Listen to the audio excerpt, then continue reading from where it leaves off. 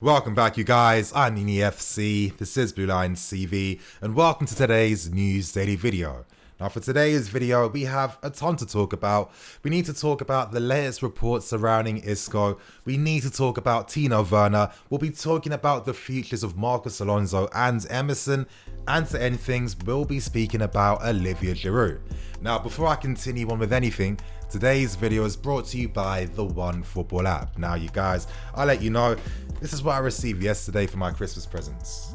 Now I'm still trying to wrap my head around the idea that I actually received this. I thought it was good to people for 2019, but you know what? It was a whatless performance today. It's been a whatless year. If you guys want to end 2019 on a high, download the One Football app. You know what? Completely shameless, but real talk, download the app, you guys. You'll find it below in the link in the description. Now we start with the first story for today, and we're going to talk about Isco.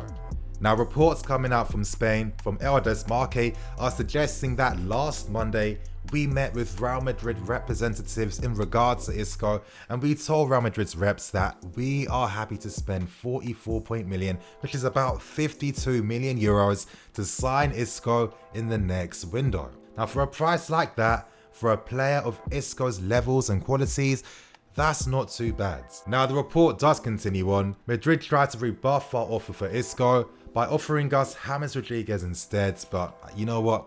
He doesn't make too much sense to sign. He doesn't have the energy or the legs, and the fact that Bayern Munich didn't actually sign him on a permanent kind of says everything. Now more news is coming out in regards to this story, with the latest report suggesting that Real Madrid could potentially let Isco leave in the next window because they feel confident that they can sign Eriksen from Tottenham. And to be honest, that's the only way in which I can see Isco leaving Real Madrid. I know that he's still quite popular with the players, with the manager, and with the owner as well. But it seems like if he was to leave Real Madrid, he might not sign for us. The latest reports are suggesting that Isco is holding out for a move this summer so he can sign for Man City. And the reports say that Man City are looking at Isco as the replacement for Silva, and somehow he's going to help benefit Phil Foden. I don't know how that's going to work, but that's what the reports are saying. But I'm starting to feel like there could be more credibility to this story. When I first heard the reports, I was thinking, okay, WERNER'S, they're gassing up the story, they're trying to get some clicks. It's Christmas time. You know, that's what these outlets do. They try to sell stories because they can get more money. But you know, after today's game against Southampton, I kept thinking to myself, what is this team's main issue? Is it the fact that we don't take our scoring chances? Or is it the fact that we don't create enough chances in the first place? And when you sign Isco, you sign him to immediately help you improve the quality of the player in the final third. And after a game like this, I feel maybe as fans, we could feel a bit nervous. A bit nervous in the fact that it might be harder to secure Champions League football, and if clubs like Tottenham and Man United invest in the next window as well, well maybe we may be forced into the market because we cannot afford to miss out on Champions League football. Next season, not only are we relying on the money that securing Champions League football brings, but we're also relying on that because we need to sign the players to upgrade the team in the summer. We cannot miss out on this opportunity. Now is the perfect time to replan and rebuild, and I can understand why the club would be tempted to sign Isco to help out as a short-term solution. But this is my main issue. It's the short-termism of this deal. Now, the reality is Ruben will return. We'll most likely see him maybe at the start of February, near the end of January, and once he comes back into the team, he is going to directly be fighting for a place with Isco, and is that the perfect thing we need?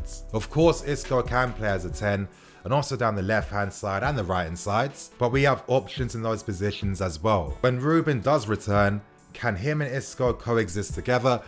That's what I'm trying to think about. And to be honest, I don't have any final concrete ideas. I can see the pros and the cons. You know, as I've been stressing, we need to get Champions League football for the summer. We need that. We need that desperately, and if you sign Isco, well, you're guaranteed to get a very good output from the player. However, if you do sign him, could he then affect business for next summer? If you're signing Isco, could that mean that you're missing out on someone like a Dembele or a Zaha or someone else of that nature?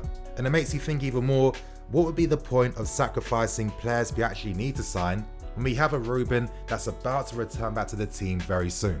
You can see how this stuff gets very complicated, and for that reason, I'm going to leave this question to you guys. In your personal opinion, what would you do?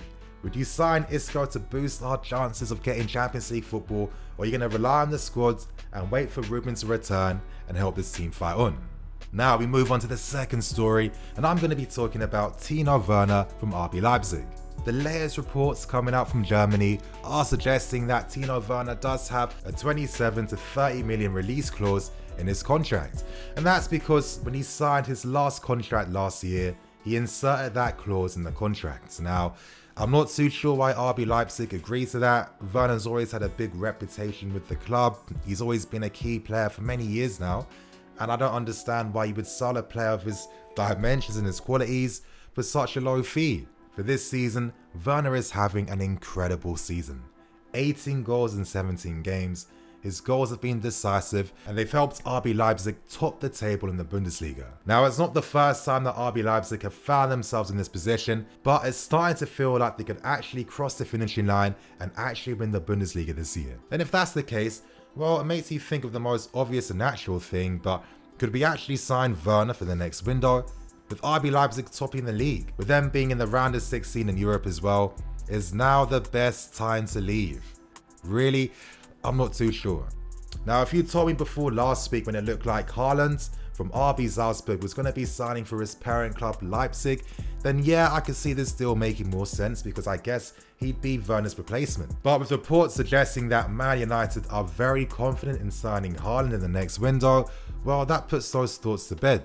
I still feel like Werner will be ambitious to sign for the next window, but could we do something similar as we did with Pulisic?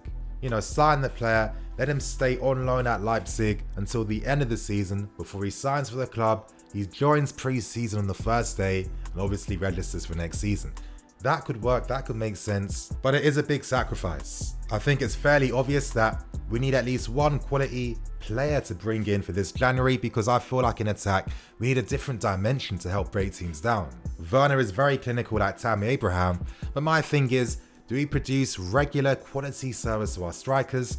I'm not too sure, to be honest. You know, from the wide areas, from the fullbacks, other than Reece James, the rest are barely doing anything. And in the final third, our wingers prefer to take shots on goal instead of playing the striker in. I'm only saying this because I like to think of how these things work practically instead of seeing things from like a theoretical point of view. Would it be a healthy environment for Tino and Tammy to be competing for the third team spot? Both players are young. Both players are at a similar age. I think personally it would work okay because when you're young and you're playing for a big club like this, you have to understand the levels are a bit different. It's constant competition. You are fighting for your place week in, week out. That's what it means to make it at the very best clubs. And with Werner, listen, the guy is very adaptable. There's certain games that we can use him up front and on the wings, and maybe because of that versatility, we might see him and Tammy playing up front together at times. Now, we move on to the third story for today, and I'll be talking about the futures of Emerson and Marcos Alonso.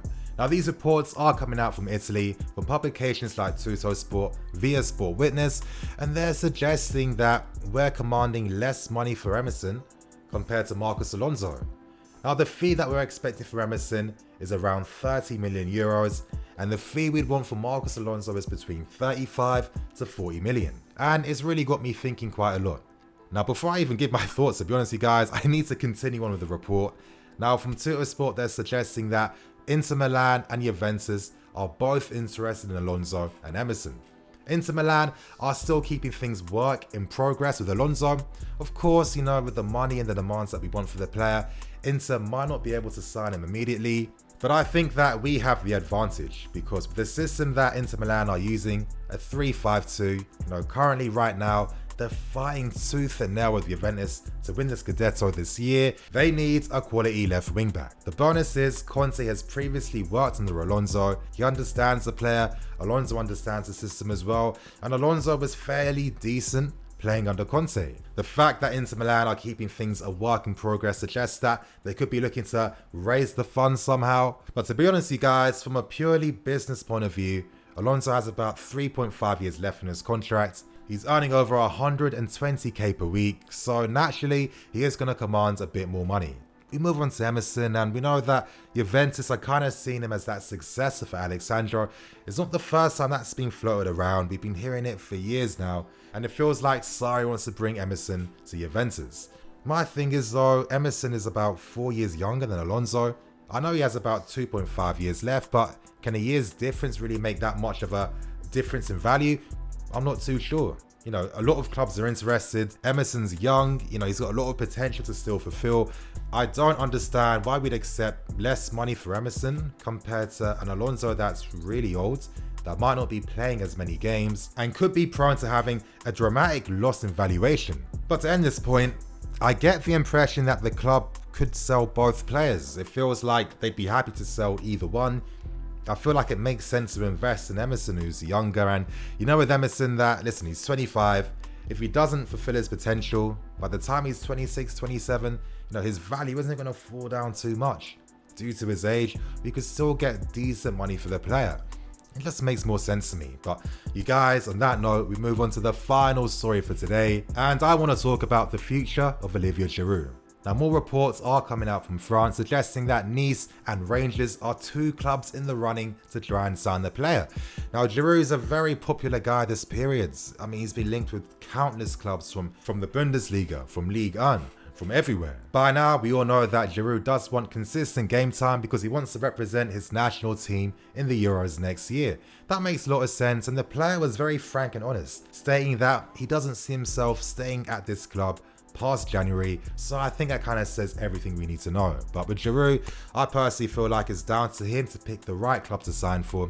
I guess going back to Ligue 1 could be the right thing, because that way you're sure that Didier Deschamps is constantly going to see you all the time, and you're respected a lot, and you understand the league. But it's looking very likely that Giroud will be the first player to leave us in the next window. And the next person to leave us is going to be me, because I'm going to keep things moving. I'm going to wrap things up. I've got some Christmas food to still tuck in. You know, we cooked so much yesterday. I mean, I'm looking forward to later on, you guys. And on that note, I'm going to wrap things up and keep things moving. Thank you for watching. Please like, comment, and subscribe. I'm Nini FC. This is Blue Line CV. See you guys in a bit.